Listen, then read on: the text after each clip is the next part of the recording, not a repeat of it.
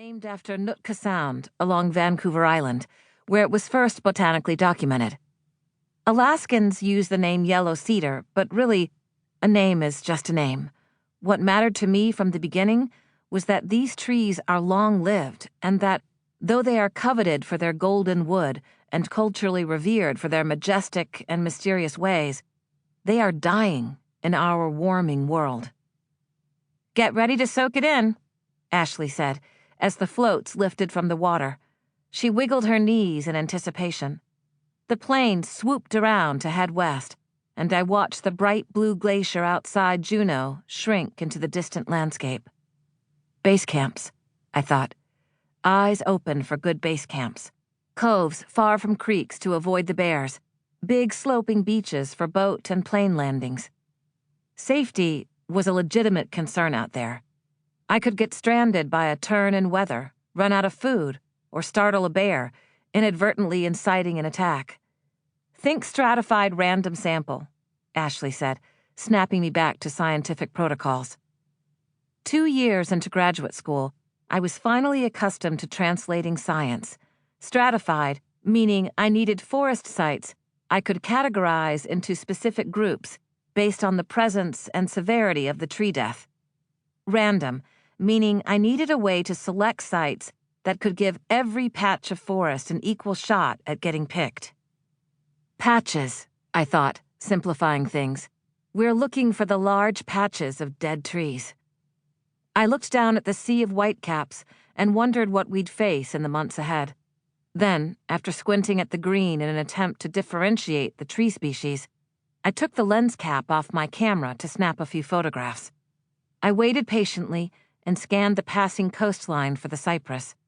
Despite how much I had prepared, I really had no idea what I was getting myself into, scientifically, physically, or emotionally. In the maps I held, I'd traced black lines around the dead trees from various datasets. The plan was to fly over them. I'd confirmed they were there in reality, and not just in pixels. Dead by the telltale signs, brown foliage and leafless branches, limbs lost to decay. Then eventually, 1 week, 2 weeks, or even 7 weeks later, I'd reach a subset of them by foot and kayak with my crew to measure the dead and dying and whatever we found still green. We had about 30 minutes until the plane reached Chichagof Island, the place where I really needed to pay attention.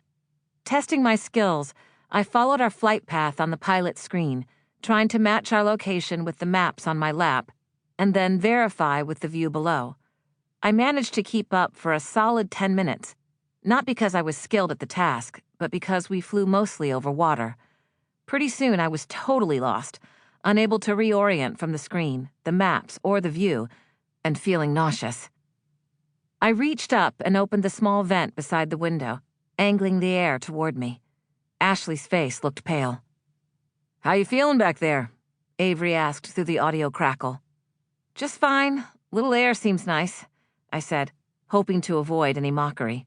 "Like vomiting," Ashley reported. "And I don't see any patches yet." I closed my eyes and breathed deeply to calm the queasiness.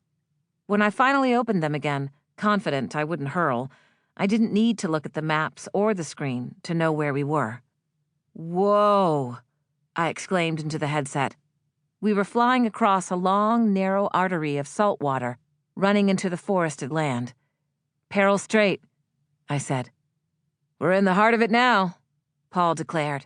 He sounded almost proud. To the left, the verdant coastline broke off into inlets and side channels. To my right, I could see the steep hillsides covered in white skeletons of dead trees, standing on end like telephone poles, leafless ghosts of the towering cypress. Boulder-sized rocks on the beaches looked like little specks in relation to the large tracts of terrain with dying trees, the canopies of foliage in faded sepia tone. I had been so focused on building a sound scientific study that wouldn't get me or my crew killed that I hadn't given much thought to what I would feel when I first saw the dead. From the bird's eye view, the giant trunks looked like thousands of toothpicks stuck in the earth. If trees were people, anyone would have called it a tragedy, an epidemic running rampant throughout the